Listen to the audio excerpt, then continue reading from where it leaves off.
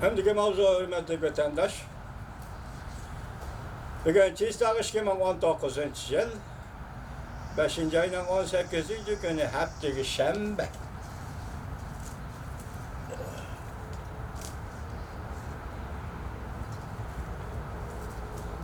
Haftaki Şembe mevzumunda hürmetli vatandaş. Amerika Koşmuş Ştatları Huawei şirketini çekleş buyruğu düşürdü. Cungo taraf bununla katı karşı durdu. Mevzulu haber 5. ayının 16. günü Velvet Orbit'de film diyet güzüldü. Haber bunda başlar.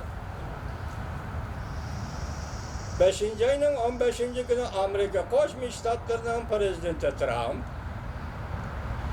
memuru buyruk düşürüp devletin ciddi halet götkenliğini ilan kılıp Amerika şirketlerinin Amerika'nın devlet bexatarligiga ziyon selish mümkünligi bo'lgan şirketler ishlab chiqargan elektronlik uskunalarni ishlatishini chekladi.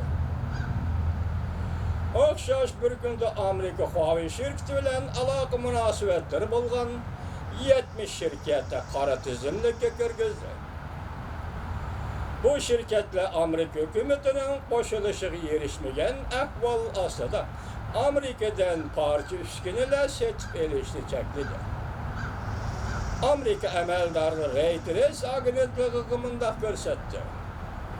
Huawei şirketi Amerika'nın təminləş şirketlerine tayinib qalğanlıqdan bu karar ularga bir qism mahsulotlarni setip berishga qiyinchilik tug'dirdi.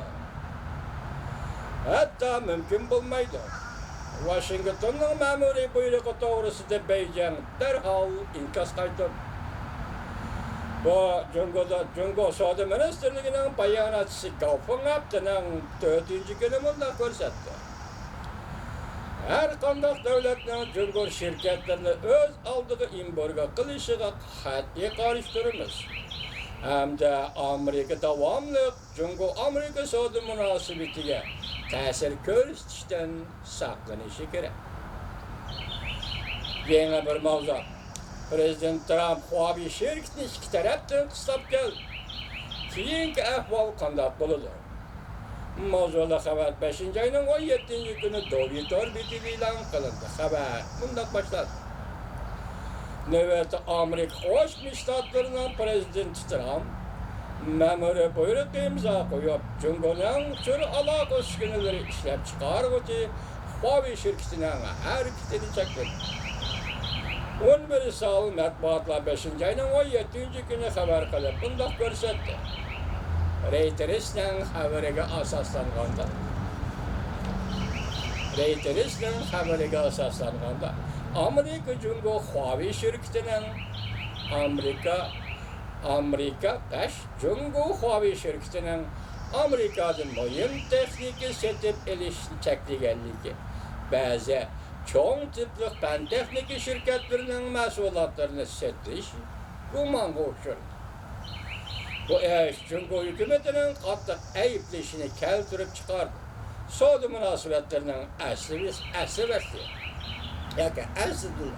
ciddi vaziyetini texama ciddiyleştirdi.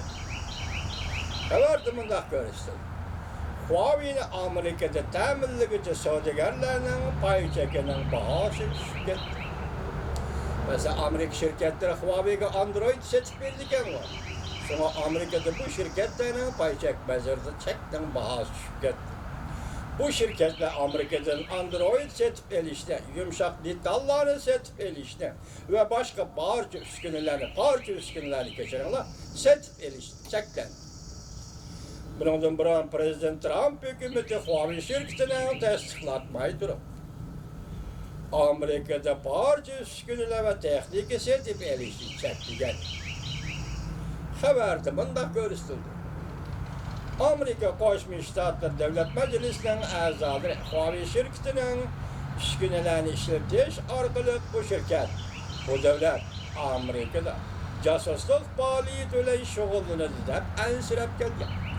Bu şirketning egasi davlat Jungo, bu davlat Amerikada josuslik faoliyati bilan shug'ullanadi deb ansirab kelgan.